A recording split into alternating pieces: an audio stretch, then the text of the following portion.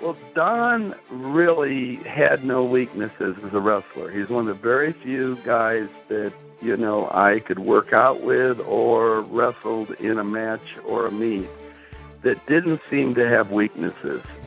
Very sharp and hard to take down. And he was just a wrestling phenomenon. And I can't mention anything about him other than intensity. And he was just a highly recruitable athlete.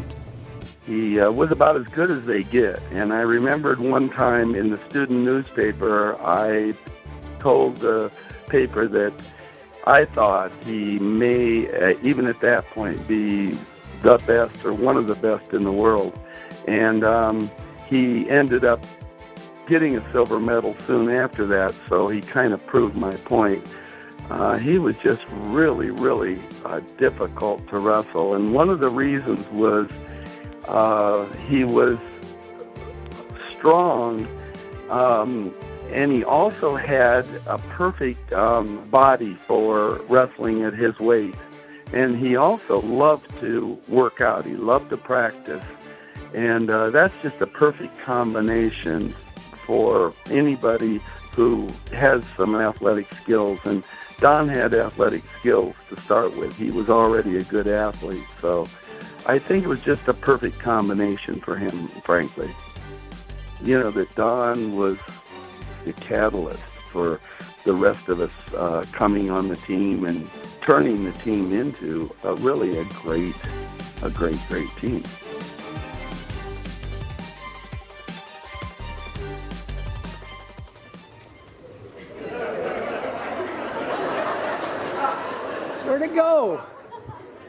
Where to go? I don't know.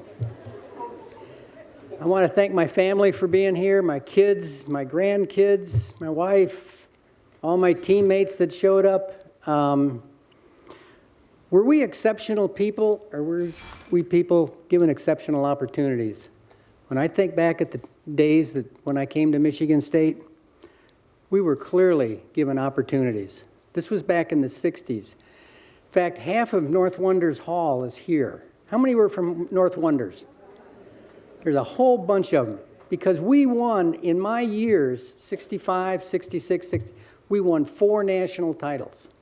Football, soccer, wrestling, and hockey. That's unparalleled in any university. But we were given exceptional opportunities.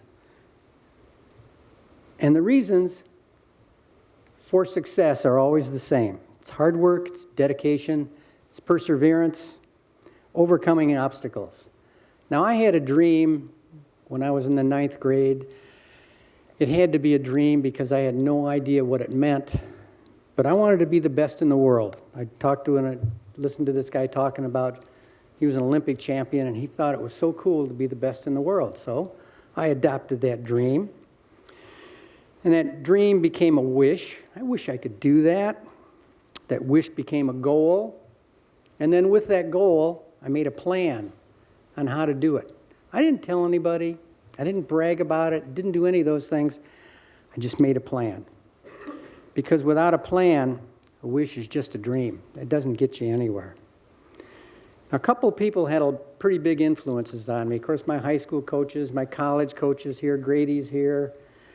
A lot of great people. In fact, every coach I ever had is in the National Hall of Fame. So I had exceptional opportunities. My dad said, whatever it was that he gave me to do, he says, you can do it. And I'd go, well, I may argue or something. He says, no, you can do it.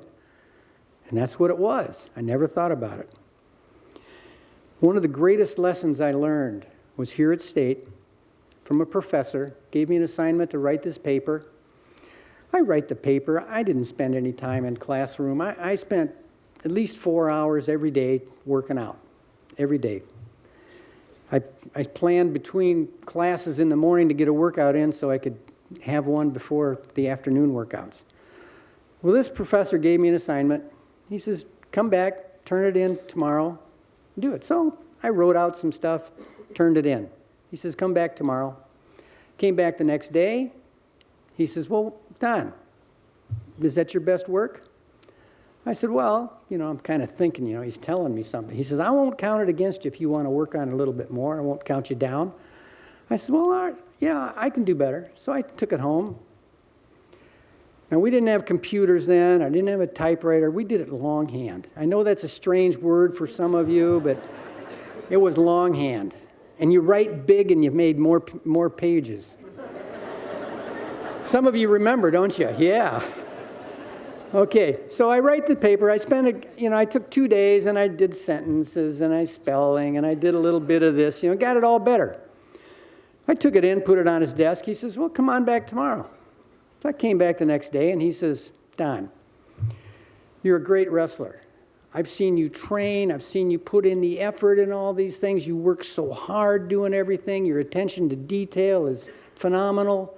You can do all these things. Can you do that when you write these papers? I kind of went, well, he's kind of, here's an opportunity. I better do this. Now, this guy just wasn't any professor. He was Dr. Gail Michaels. He is also in the Hall of Fame here. He's a 2-time national champion wrestler. And he was one mean, tough son of a gun.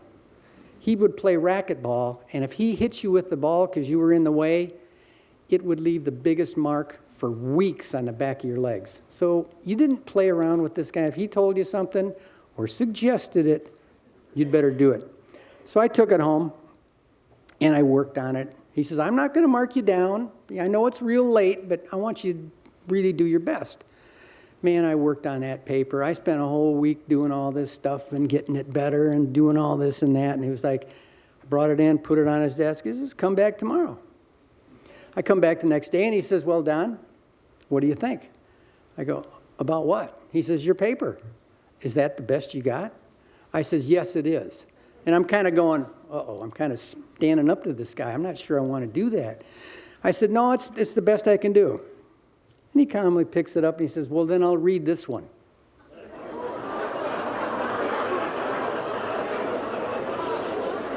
He never read the other ones. Interestingly enough, to this day, I don't remember what the paper was about, but I remember that lesson. Now, those 2 lessons carried me for a long, long time. I did make the Olympic team in '68, and I was the youngest one on the U.S. team. I was probably the youngest international wrestler in the Olympic Games. And I had this opponent that I had to wrestle. And we walk up on the mat, and I look at him coming across the mat.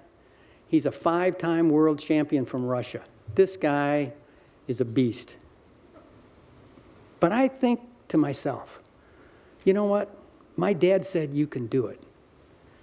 Dr. Michaels said, is that your best? And I can remember looking behind me and seeing the USA contingent and the USA flag there. And I'm thinking, I'm the best we got. Let's get it on. So I beat that Russian that day, and I get the silver medal because I paid the price. I paid the price. I worked hard. I used everything I had to beat that guy, and it paid off, those 2 lessons. I have one piece of advice for you new letter winners, and that is when your competition is over, you take that passion and that effort and that hard work, and you take it to a new goal, and you will be successful by doing that, because the reasons for success are always the same. Hard work, dedication, perseverance, overcome the obstacles.